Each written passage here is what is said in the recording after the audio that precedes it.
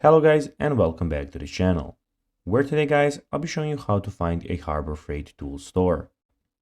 Now guys, the first thing that you of course need to do is go to the Harbor Freight official website, which is harborfreight.com.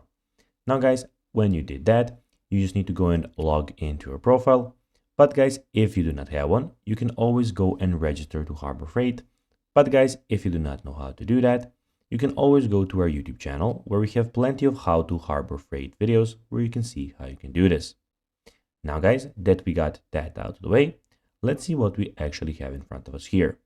So as you can see here, we have the official website of Harbor Freight, where as you can see in the top left corner, you can find your local Harbor Freight store here, see everything about your profile here, see your lists, and see your coupons.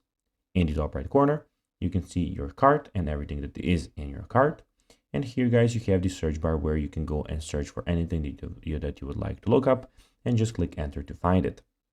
Here you have the shop, you have the coupons, new tools, you have deals, members only deals, join Inside Track Club, you have the credit center and the buying guides.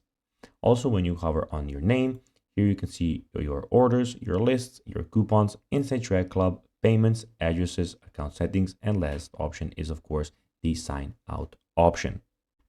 Now guys, let's see how you can actually go and find a Harbor Freight tools store. Well, to do so, you'll need to go to the top left corner and click on find local Harbor Freight store. And there basically you can put your city code and everything and they will find in the nearest store to you. So guys, that will be everything for this video. I hope that you found this video informative. If you did, don't forget to like this video, share it, subscribe to the channel and put the notifications on. And guys, as always, I'll be seeing you in the next video. Bye guys.